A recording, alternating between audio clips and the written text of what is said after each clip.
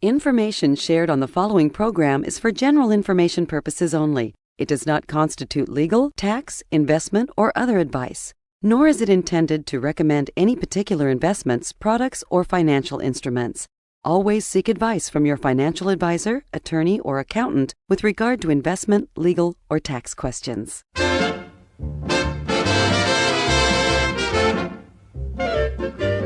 Welcome to the Worry-Free Retirement with best-selling author and fiduciary Tony Walker. If you got it, you don't need it. If you need it, you don't got it. You don't get it, shame on you. Funny, funny, funny what money can do. Them that have it, get more of it. The less they need it, the more they love it. And it sticks to them like glue. Funny, funny, funny what money can do. Have you ever expected one thing to happen, yet something totally opposite occurs? It can be something very simple, and based on seeing something happen in the past, you just assume that the same result will occur. Yet, for some strange reason, the very thing you expected to happen does not. Webster's dictionary defines expect as follows, among many things, to consider probable or certain things will happen or improve, and to anticipate or look forward to the coming of occurrence of something you had in mind. For instance, if I were to drop a brick from the roof of a 3-story building, I would expect that brick to fall to the ground very quickly. And if, one by one, I dropped 20 more bricks of the same size and the same weight from the same rooftop, guess what? I would expect the same thing to happen. All would fall to the ground the same way. Now, wait a minute. If all of a sudden, one of the bricks is descending to the ground that I've dropped and an innocent bystander happens to be walking into its path, well, guess what happens? That's right. Something I didn't expect to happen, nor did they. You see, the problem with expectations is that sometimes what we expect to happen or occur as a result of our thinking or our actions may turn out much different than we had hoped. Now, not only is this true in daily living, but it is certainly true in the world of planning for retirement. Time and time again, I see savers expecting certain things in retirement that are actually false expectations of what they will need and how much they can spend of the money they have worked so hard to save. Problem is, most savers I encounter have no clue as to what they will need in retirement and who to trust with those expectations that they have been told or taught. But I have some very good news today, because what we'll learn today is that in most cases, listen very closely, you will need a whole lot less money in retirement than you think. Well, welcome folks to the Worry-Free Retirement, and yes, I am that little man in the sweater vest, expectations specialist and fiduciary Tony Walker. And before we get started, let me introduce another person you expect to be here each and every week, producing the Worry-Free Retirement Show, America's favorite financial sidekick, Mr. Aaron Orander. Good morning, Aaron. Hey, good morning, sir. How are you this morning? Good, good. I expected you to be here. Thanks for showing up. Hey, I'm ready to rock and roll. Feeling a little, I'm not sick. I was fighting a little bit of a headache. Okay. I think it's allergies, but okay. I'm here. I'm social distancing. I'm about 48 feet away from you now, so that's good. I'm glad you told me that, though.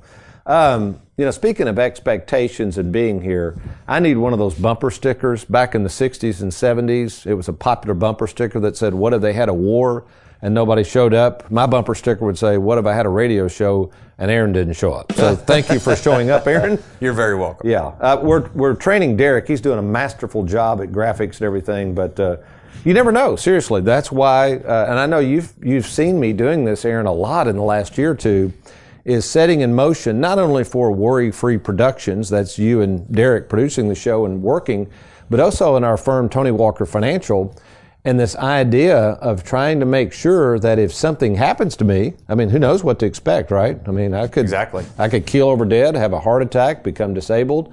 I certainly don't plan on retiring, but for our clients' sake, it has dawned on me over the last several years, there has got to be a plan, if you will, in place, set in motion so that if and when something happens to Tony Walker Financial continues on. So I won't belabor that point much, but just know this, folks, we have taken huge strides in making sure that happens.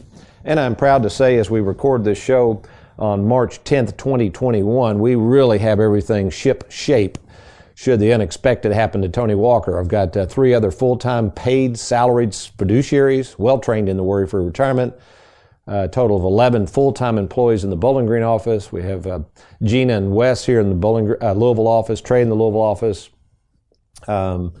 And again, it's worth noting, we don't have any debt in our business. Aaron, I've said all these things to you all, but I think the audience needs to know stuff you better expect to ask other advisors, these kind of questions, folks, because, if something happens to your advisor, what happens to your plan, assuming you even have a plan? So with that said, again, I just want to make sure you know our expectations are that we are going to be here to serve our clients, and you have my word on it. I'm going to do everything possible to be here, and if I'm not here, to have people in place that continue to serve your needs. Okay, the topic is, what did you expect? Has anybody ever said that to you, Aaron? Almost sarcastically, you set out to do something, especially if you set out to do something. Can I tell you what did you expect? Go ahead. This was from Susan. No, I've got 2 real quick. I'll tell you the first, what did you expect, Tony? Years ago, I used to do a lot of coaching of youth sports, and I've been riding up and down a neighborhood near our neighborhood and noticed in the backyard of a well-to-do gentleman there a huge batting cage, where you get in and throw balls and kids hit pitches that you throw to them. And I just said, wait a minute, I know this fella. His kids are grown, and I wanted a batting cage. So I drove back to his house. I knew the gentleman, asked about the batting cage. He goes, well, what do you want with it? I said, well, I'd like to buy it from you. And he goes, well, I'll sell it to you. Now I look back and I thought, no wonder he's wanting to sell the darn thing. It's sitting out there, and birds are caught up in the netting. And I said, well, great. And he goes, I've also got a pitching machine. I said, oh, this is getting better all the time. I won't tell you what I paid for all this monstrosity. So not only did I have to pay quite a bit of money for the batting cage, which is about 60 feet long. You've seen them, haven't you? The big poles with nets. Oh, yeah. But I had to have somebody take it down and install it. So this thing was a humdinger. It was cool, but it was very expensive. And over time, after a few birds got caught in it, a possum got caught in it one day, we finally sold it, couldn't get rid of it. Finally, a guy paid me pennies on the dollar. I looked at my wife, very frustrated. What do you think she asked me? Well, what did you expect? Tony, you bought a 60-foot batting cage. Our kids are growing up. What did you think? Somebody was going to gladly pay you what you paid for it? So that was my first one. My second one involves sports, Aaron. Now, this is a funny story and one that I'm glad nobody was around. Very embarrassing. I'm out trying to tighten the screws on the goalpost in the goal of our house. So I'm decently mechanically inclined, but not much, okay? You got to watch me and tools. You never know what's going to happen. So I climb up on the stepladder, okay? I reach around, very awkward. I'm trying to tighten this bolt. So I have a wrench, a ratchet wrench, and I'm really tugging, putting some torque on that thing. That thing slips away from the bolt, comes back and hits me in the lip, knocks my head back. I'm holding onto the rim luckily with my left hand. This is a true story. You've seen Christmas Vacation. You remember where Chevy Chase? Okay, the ladder falls out from under me. I'm dangling from this rim. The first thing I do, like Chevy Chase, I'm looking around to see if anybody sees me, which they don't. But incidentally, as I run inside, it required 6 stitches. So pretty embarrassing moment. My wife comes home. What in the world happened to you? I explain what happened, and she responds, what? What did you expect was going to happen? You have any? What do you expect stories? The only thing I can really think of is, so years ago, there was a restaurant over in Indiana, overlooked the Ohio River, called, it was Rocky's Italian Subs, and there's just a lot of Italian food. Great restaurant. My family and I loved going there. And my brother-in-law, who is a creature of habit, he always got the same thing. He always got the cannolis. He always thought the cannolis were just delicious. Well, at some point, and this was several years ago, at some point the restaurant underwent like renovation, and they had advertising talking about, we've got new things on the menu and all this kind of stuff. Don't tell me they took the cannolis off. Well, they didn't take them off. Oh, okay. So my brother-in-law ordered the cannolis. We went over there one Sunday afternoon or something, and my brother-in-law ordered the cannolis, and he took a bite, and you could just see the look on his face, and he was like, "This is not right." So he took a couple more bites, and he's like, this isn't right. It was not what he was used to. He'd ordered the cannolis several times. So he called the waitress over, and he was like, I don't mean to be a problem, but this does not taste right. So the waitress then explained to him, well, under our renovation, we got some new chefs, we got some new ingredients, we got some new recipes. And so basically, It is the same thing, but they've made it a little different. They've used some different, sausage and things like that. And he just, he was like, well, I expected it to taste a certain way because that's what I've always gotten. That's interesting. Yeah, so they changed the gig up on him. So, folks, since this is a retirement planning show, you might be saying, okay, Tony, those are great stories. What does this have to do with my retirement? Okay, so here's two things I've noticed, two reasons, Aaron, that savers worry so much about retirement. Here they are. And it's not real complicated, and this is what we're going to talk about today. Number one, they really do not know what to expect in retirement. This should make sense, shouldn't it, Aaron? I mean, right. Folks, if you're riding down the road and you're not retired, even if you're looking at your parents or grandparents, this is not your granddad's retirement, folks. What you might expect in retirement could be totally different from other people that you work with. So the first thing is most people have to admit to themselves that I don't really know what to expect because they haven't retired yet. That's number one. Number two, and just as importantly, the reason they worry so much about retirement or are afraid to retire is they don't have a retirement specialist in their corner who does know something about retirement.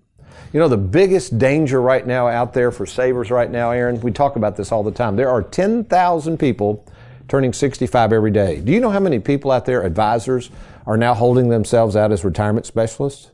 A ton, I'm sure. It's a ton.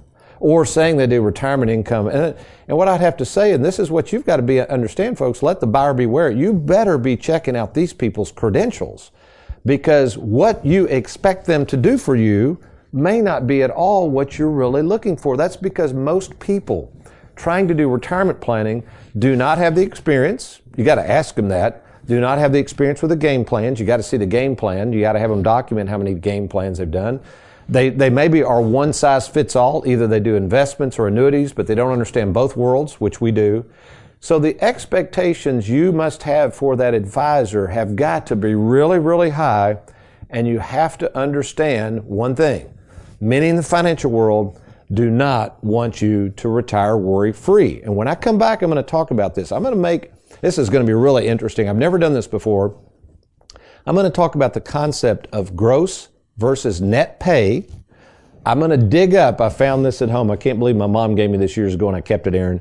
I'm going to share with you my granddad's 1965 paycheck stub. Cool. Oh, it's awesome. And then we're going to compare it to today's paycheck stub and how I can make this so much more simpler if you'll just listen and tune in here. Here we go. We're going to be right back on the Worry Free Retirement. I'm Tony Walker. We're going to be talking about paycheck stubs and how we can make your retirement worry free.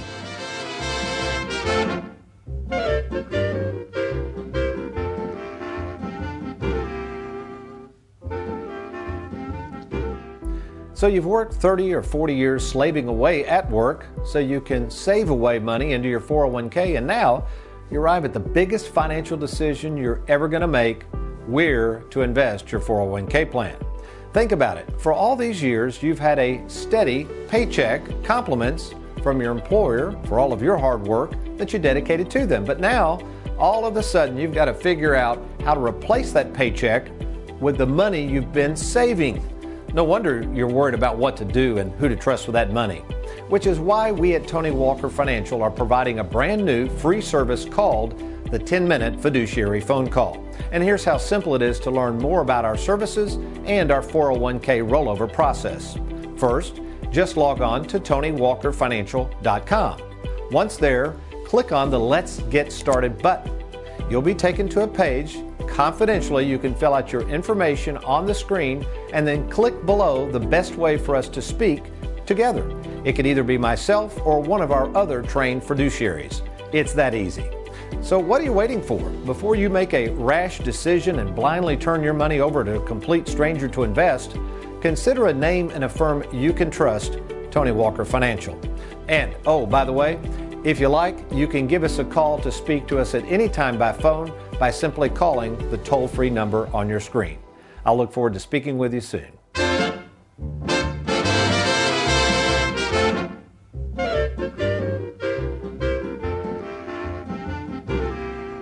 Welcome back to the Worry Free Retirement, and something we're going to do on the radio show occasionally. We do this on the TV show, incidentally, to find out more about our television show, The Worry Free Retirement. It's on in 7 stations now throughout Kentucky? That's correct. 7 stations throughout Kentuckiana. So basically, if you want to find out times of those stations, the show it's really awesome. We get some really good graphics. I do whiteboard segments. But you can go to TonyWalkerFinancial.com to find out the listings of the show, and then tell them if they want to watch past episodes on the YouTube channel, Aaron, how they can do that. Sure. So if you want to watch past episodes or just want to take a look at any of our media we've got posted, all you got to do, folks, is go to youtube.com, and in the search bar up there at the top, just type in Tony Walker Financial. When you do that, click search, and you'll see Tony's smiling face pop up. Just click on that, and you're going to find all of our video and media content. Thank you, Aaron. And yeah, so we have a Live Well, Die Broke moment, and this comes from Patty and Nathan Coleman up in Greenville, Indiana. They've sent us a picture of a wonderful shot of Colorado. You ever been to Colorado? You've got a brother out there, don't you? I've got a brother that lives out in Colorado. Yes, sir. I have not been out there yet. Yeah, it's a beautiful area. So we appreciate that. And if you'd like to send us a photo, Patty and Nathan are going to be on our television show. But what we do with that is every week we'll put on a picture on our television show, Live Well, Die Broke moment, of you in a neat place or something fun you're doing, enjoying your money, basically. And then once a month, we'll draw for a $100 gift certificate randomly to a winner of that picture. So if you'd like to send a photo of you and spouse or family doing something really cool, really fun, just send it to Gina at TonyWalkerFinancial.com. Gina at TonyWalkerFinancial.com. Oh, speaking of states, Colorado, a little pop quiz for you, Aaron. Now, this depends on really, though, who you're listening to. There's a lot of articles out there about where to retire in terms of which state and which states to avoid. And what these articles are dealing with is, what we're getting ready to talk about is how expensive it is to live now, and particularly the taxation of retirement monies in a particular state. Does that make sense? Okay. So sometimes when you live in a state, there's one set of tax rules, but the retirement income takes on a different look and can be pretty expensive. So I'm going to give you 4 states that you would say, that sounds like they'd be really expensive to live there and probably really high taxes. Okay, I'll name the 4 and you pick the one that's the highest, according to this latest article from wealthmanagement.com. Okay. Illinois, it's got Chicago there, okay. Yeah. I'll pick another state. New York. That's got to be expensive. Yeah. California. That's got to be expensive. Nebraska. Nebraska. I think I'll have to go with California. That seems like that would be probably the most expensive. Well, that's what I would think. I thought that immediately when I saw this little pop quiz, I did the same thing. Well, according to this article, now again, this is retirement taxation of income, blah, blah, blah. So it's their own little metric, but is Nebraska? Really? That's not what you would expected, would it? I would have put Nebraska last. I would too. I probably would have gone California, New York, Illinois, Nebraska. I think I would have. Yeah, that's probably how I would have pictured it. So the theme of our show is, what did you expect? Well, if you just moved to Nebraska expecting low taxes on your retirement income, you were in for a shock. So, but let's kind of keep moving, folks. What I want to talk about now is, why is it that people, their expectations of retirement are so tainted? And let me say this, folks, negatively. Folks, retirement should be a positive experience. The problem is, you've got to understand what I call the money game. Here's the premise, okay? The financial world, believe it or not, and I'm not trying to be pessimistic, a naysayer, I'm just telling you the reality, folks. There's the reality, and then there's the expectations you have in your mind of what you think the financial world wants for you. The financial world has to operate and use your money to survive. Even as I studied finance, it took me a while to really grasp this. Without understanding that the financial world, we always say, like Dracula, he needed blood, they have to have our money. And listen closely, the longer they can hold onto our money and use it, the more money they will make on it. Does that make sense, Aaron? Okay, yeah, I think so. Stop there a minute, folks. If you're trying to understand the money game, why do you get all these messages? Why are people telling you to max out your 401k? Why are people telling you to buy term life insurance? Why are people telling you to wait until you're later on in life before you ever draw out your retirement income? Why would you not want to consider taking money out of your 401k to pay off your home? Why, all this stuff?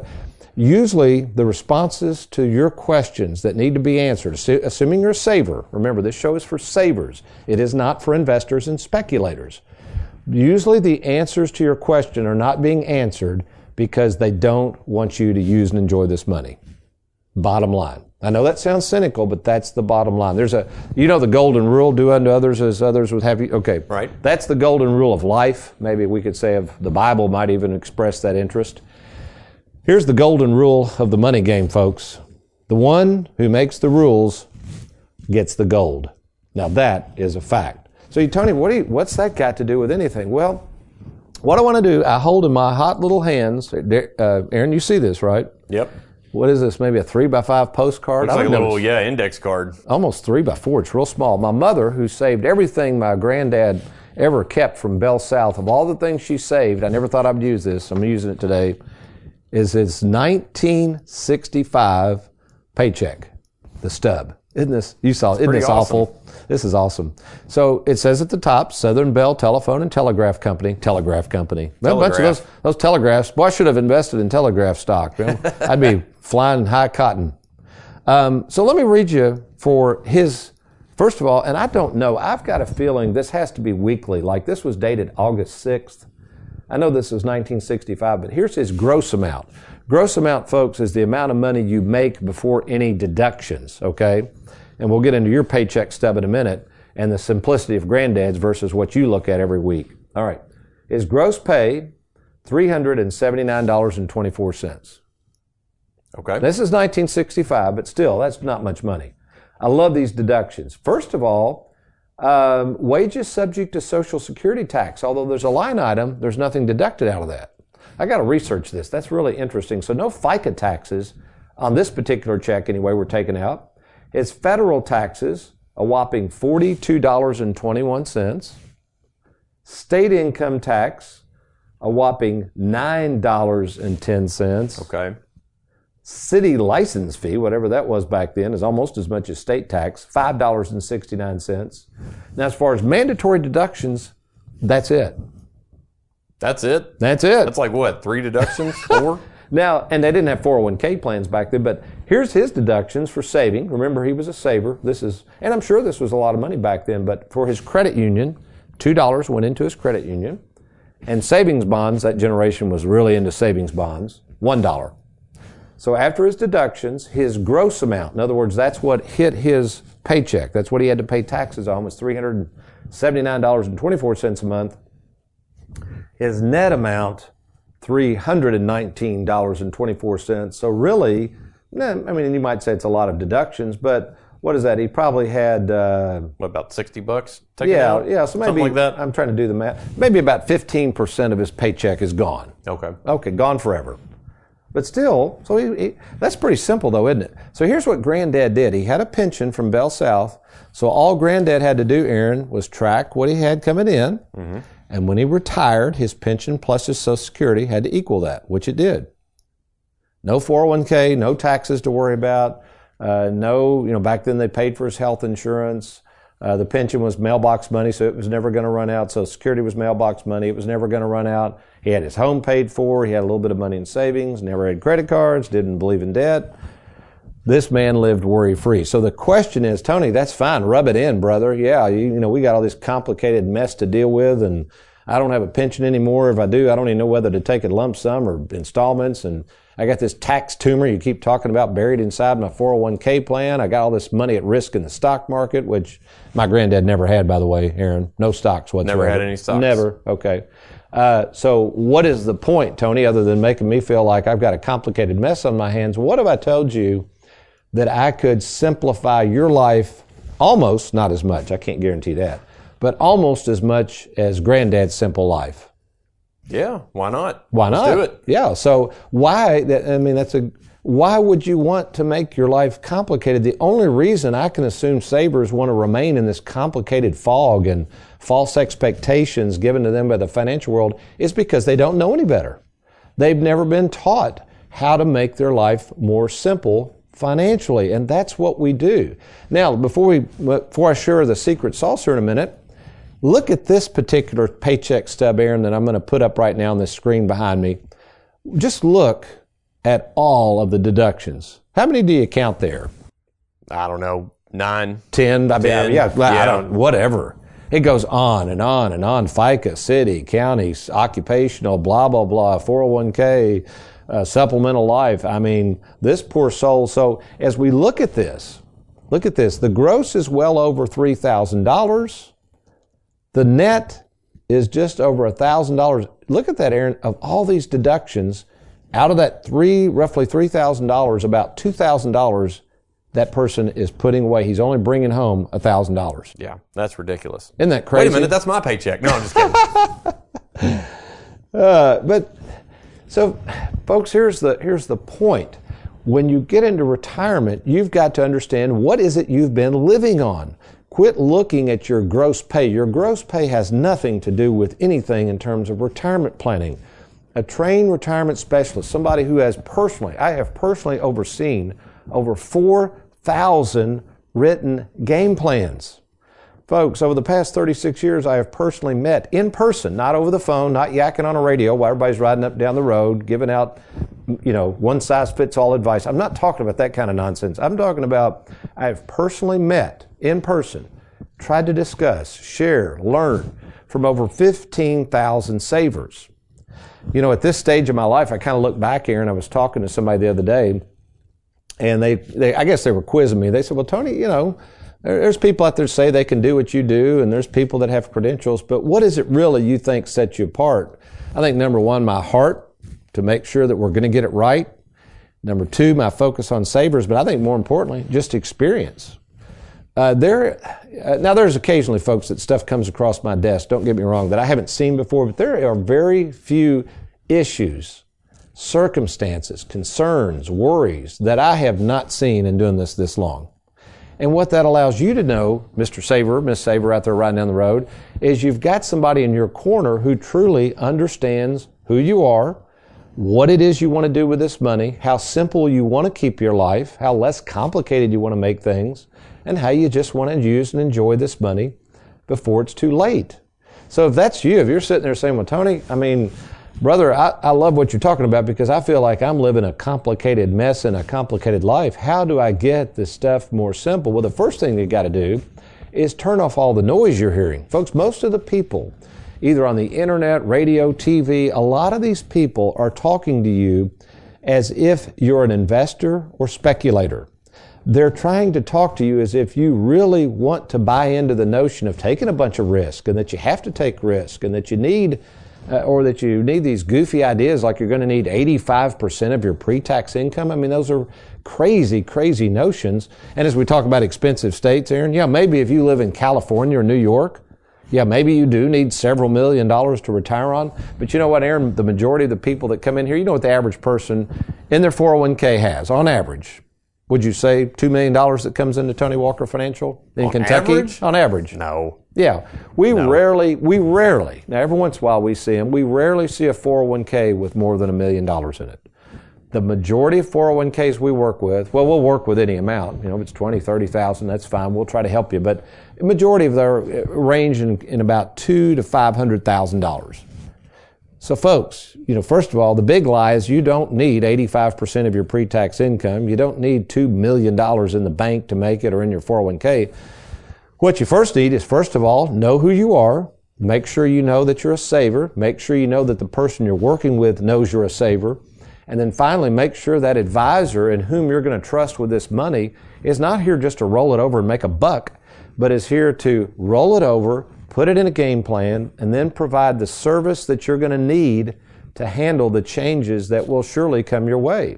So your expectations are, first of all, the person has to be knowledgeable, they have to care about you, and they have to invest in their business in such a way as to be there when you need them. So that sounds like something you're really looking for. If you don't have an advisor that thinks like that provides the services that will help you maintain a worry-free retirement, why not? Let's do this. Why don't we talk? There's no cost or obligation to meet in person or by phone. All you got to do is log on to TonyWalkerFinancial.com. That's TonyWalkerFinancial.com.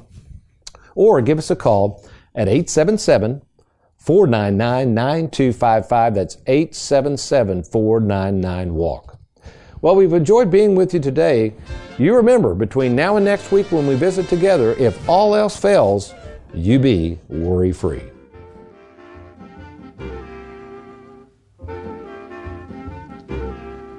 If you got it, you don't need it.